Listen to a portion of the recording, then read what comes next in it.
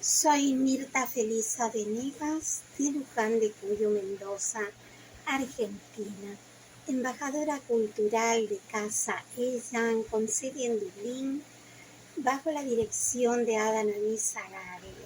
Soy Ana Ankara. El tema que voy a desarrollar hoy es la historia de la imprenta jesuita y los incunables. Para hablar de esto vamos a hablar de la ruta del libro, 300 años de cultura gráfica en la Argentina. Un coloquio busca recuperar la historia de la cultura impresa, los primeros libros hechos por guaraníes en las misiones jesuitas, la real imprenta de los niños expósitos, las librarias, imprenta que se extendieron hasta entrado el siglo XX, la recuperación de prácticas artesanales, una forma de imprimir y confeccionar libros que aún en el reinado digital está de vuelta. Los primeros libros impresos en Argentina fueron en guaraní, editados en las misiones jesuitas y con una prensa que no llegó de Europa, sino que fue construida allí mismo, igual que la tipografía diseñada por apóstrofes, interpalabras y acentos circunflejos. Era el año 1700 y se producía un hecho inédito en la historia de la impresión tipográfica mundial, un hecho que sería también el punto de partida de más de 3 siglos de cultura tipográfica nacional. En esta tradición y en la búsqueda de su puesta en valor para la impresión y edición de libros, puso su mirada la ruta del libro, un proyecto cultural independiente que intenta poner en diálogo el pasado y el presente de la cultura impresa porteña. Los primeros impresos en la Argentina estarán a cargo de jesuitas y guaraníes hacia el año 1700. La iniciativa está a cargo del librero anticuario Agustín D'Ambrosio y la diseñadora gráfica docente universitaria Paula Leoni Bergontini, quienes encabezan la librería anticuaria e imprenta tipográfica en Barrio Sur y organizan un coloquio Historia del libro y la imprenta en la Argentina. Con el coloquio promovemos una conversación que involucre tanto a investigadores del ámbito universitario como a libreros, editores e impresores, y que cruce a quienes tienen una práctica que da vida a la cultura impresa en la actualidad con aquellos que investigan y producen conocimiento en torno a la historia de la misma, explica D'Ambrosio. La imprenta, un faro de la cultura colonial. El encuentro se realizará en la Manzana de las Luces, Perú 222 de la Ciudad Autónoma de Buenos Aires, símbolo de la época colonial y referente de la cultura impresa. Nos parece el lugar perfecto para abordar la historia del libro, la imprenta, la edición y la lectura de nuestro país, porque desde sus inicios funcionaron ahí instituciones culturales fundamentales para la ciudad y el país, destaca Bergontini. La primera imprenta de Buenos Aires, la Real Imprenta de los Niños Expósito, fue un proyecto del Estado colonial, más puntualmente del virrey Juan José Bertis, para dotar de una imprenta la capital del virreinato.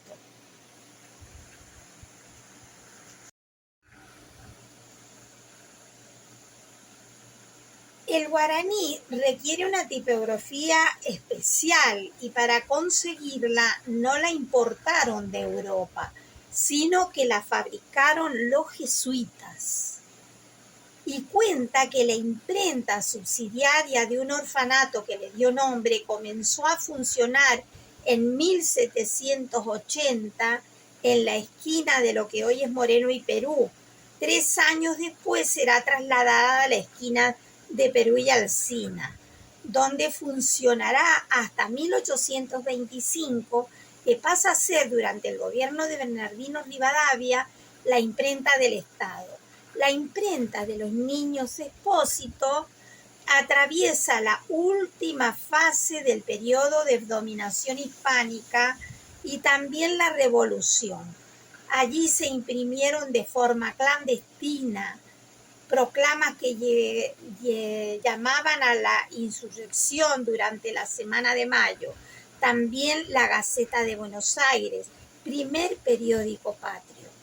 El contrato social de Jaques Rousseau, traducido por Mariano Moreno. D'Ambrosio recuerda, si bien hay impresiones anteriores en prensas privadas, la Real Imprenta de los Niños Expósito es el primer taller tipográfico de la ciudad. Ahí tuvo origen además la Biblioteca Pública de Buenos Aires, que a partir de 1884 fue la Biblioteca Nacional, que funcionó en la planta alta de la esquina de Moreno y Perú. Se entraba por Moreno a través de una puerta que ya no existe. En el origen, jesuitas y guaraníes, sin embargo, la impresión tipográfica en la Argentina no nació en Buenos Aires, ni en el siglo XIX. La primera imprenta del país se construirá en 1700 en las misiones jesuitas del noreste del país. Los primeros en imprimir serán jesuitas y guaraníes. En la misión de Loreto se imprime en 1700 y después en las misiones de San Francisco Javier y en Santa María la Mayor. Entonces, en estas 3 misiones se imprime entre 1700 y 1727.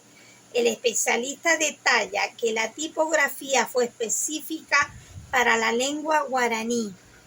Los jesuitas, con el objeto de evangelizar, dotaron de un alfabeto latino con algunas diferencias con respecto a nuestra lengua, apóstrofes, interpalabra y acentos circunflejos, por ejemplo, que usan varios apóstrofes dentro de una sola palabra. Y luego llegaron los ingleses. Más de medio siglo después, en 1764, se instala un taller tipográfico en el Colegio Montserrat de la ciudad de Córdoba, que estará vinculado a la comunidad educativa impulsada por los jesuitas. Cuando en 1767 la Compañía de Jesús es expulsada de España por el rey Carlos III, la prensa queda abandonada durante 12 años, hasta que el virrey Bertis decide trasladarla a Buenos Aires.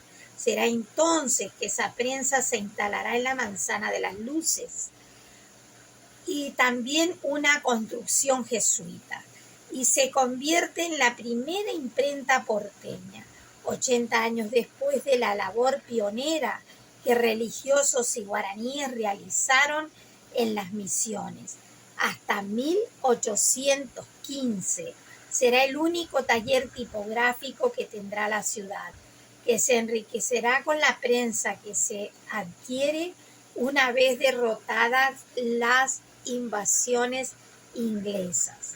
El primer librero de Buenos Aires es José de Silva y Aguiar, un portugués que tenía su licencia de librero del rey.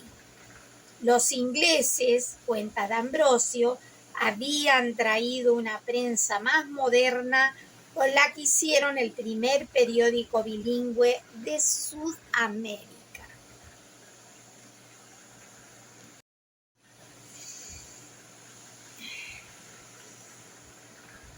con el propósito de hacer propaganda política antiespañola, enriquecen así el taller de los niños Expósito.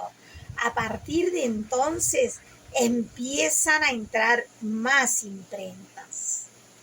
Yapuguay fue el primer autor argentino, el primer autor de un libro que se publica en nuestro territorio es Nicolás Yapuguay, cacique y músico guaraní de la misión de Santa María la Mayor, Misiones.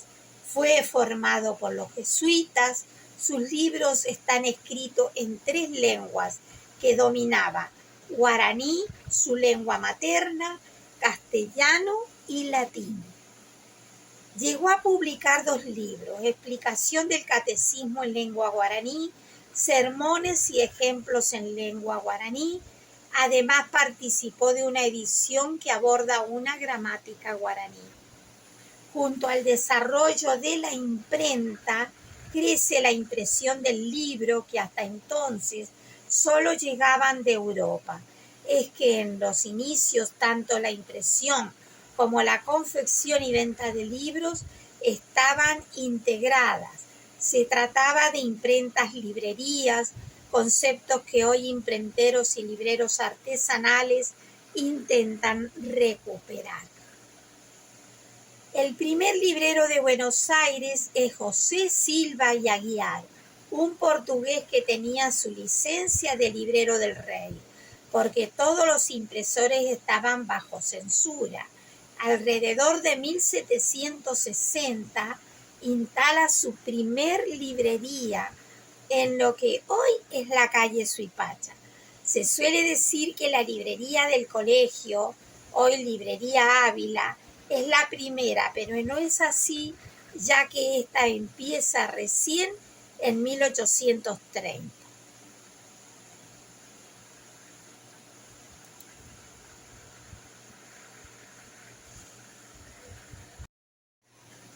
José de Silva y Aguiar fue además bibliotecario del Real Colegio de San Carlos, también de la Manzana de las Luces. Es el antecedente del actual Colegio Nacional de Buenos Aires, creado por la Compañía de Jesús. Silva y Aguiar fue el primer administrador de la imprenta de los Expósitos, de manera que una sola persona fue el primer librero, bibliotecario y administrador de la imprenta. Imprimían y también vendían libros que traían de España, sobre todo. La librería, a partir de ahí, no para de crecer. Comienzan a crecer en la segunda mitad del siglo XIX, cuando cobra impulso la publicación de libros. Llegan a impresores que conocían bien el oficio, que también es importante. Además de las máquinas, quien sepa operarlas y sea capaz de imprimir. Llega, por ejemplo, Benito Hortelano en 1850, que tiene una librería y edita libros. Un nombre fundamental es el de Pablo Emilio Coni, formado como impresor en París. Coni estaba seducido por la fiebre del oro. Se embarcó a San Francisco vía Estrecho de Magallanes, pero una tormenta lo hizo quedar varado en Montevideo.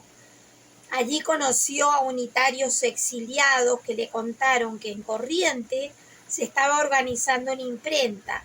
Fue entonces que decidió cambiar las pepitas de oro que tanto buscaba por las letras de plomo. Entonces, Emilio Coni fue como se convertirá en un impresor muy importante que reproduce la primera estampilla argentina. Alcanza un gran desarrollo primero en Corrientes, en la imprenta del estado de Corrientes, y después en Buenos Aires. La imprenta Coni funcionó durante más de un siglo, sostenida por 3 generaciones de esta familia de impresores que mantuvieron la fidelidad a su refinado estilo basado en la composición manual tipográfica.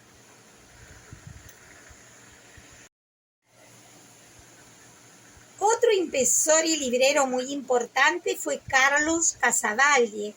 Estaba al frente de la imprenta y librería de Mayo. Es uno de los pioneros de la edición de libros en Argentina. Dice a Telan el especialista y recuerda que comienza en la misma época que Connie. En ese entonces, subraya, quienes editan libros son libreros, editores, impresores. Casavalle era una de las tres cosas. Imprime y tiene una librería y es editor también. El oficio de hacer libros es muy importante.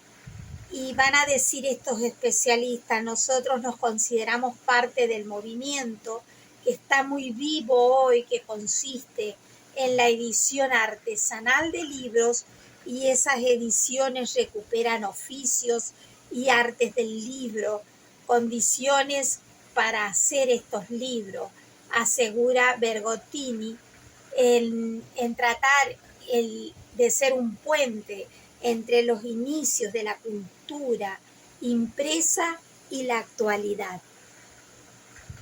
Fue la imprentera y diseñadora gráfica. Se trata de recuperar la tradición para poder editar con criterios bibliófilos, donde es muy importante de apreciar a los libros como objetos estéticos. Está involucrada en entender cómo esos libros son hechos. Entendemos al libro como objeto, no como algo que se compra y se archiva. Y detalla desde la elección del papel, el diseño tipográfico, la encuadernación, los grabados, las ilustraciones, todo lo que tiene que ver con el contenido del libro, pensando en el tiempo que ese libro va a durar. Papeles libres de ácido, que es algo de lo que se está hablando mucho ahora, el libro como objeto, no un libro que se compra y que es archivado. Lo que se recupera son algunas cuestiones que tienen que ver con la materialidad del libro, el papel, el diseño y la composición. Lo mismo pasa con las máquinas, las prensas, por ejemplo.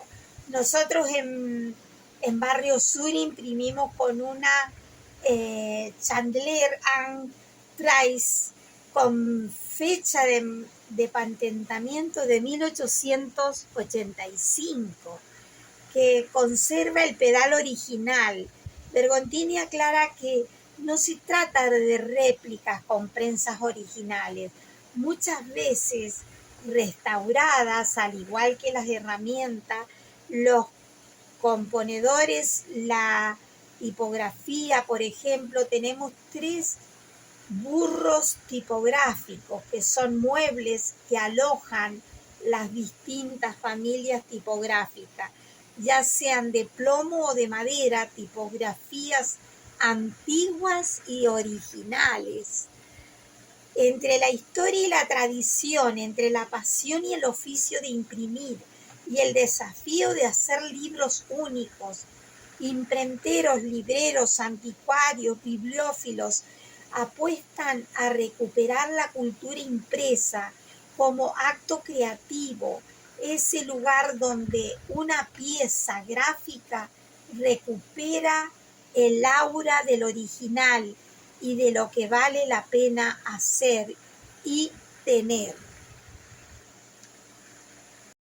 Estos especialistas van a decir que siempre hay momentos especiales en la vida de un librero anticuario. Y eso recuerda a Lucio Aquilanti, de Fernández Blanco. Le ocurrió en 2004, cuando su librería cumplía 65 años, se topó con un raro ejemplar del Manuale ad usum patrum societatis del sacerdote jesuita Paulo Restivo, impreso en la misión de Loreto en 1721. Por este auténtico incunable rioplatense, dice Aquilanti, un comprador pagó $100,000, reconociendo así que estábamos ante el más notable libro americano que se haya puesto a la venta en la Argentina en años. Pero, ¿por qué son tan cotizados hoy aquellos catecismos, seminarios, gramáticas y diccionarios? Aquilanti lo explica. La imprenta de tipo móviles creada por Gutenberg hacia el año 1450 llegó al Río de la Plata con la Compañía de Jesús. Para los investigadores Furlong y Mitre, entre otros, las reducciones guaraníes de Loreto y Santa María la Mayor, creadas hacia el año 1630, como parte de los 30 pueblos jesuíticos, son por esto la cuna del arte tipográfico rioplatense.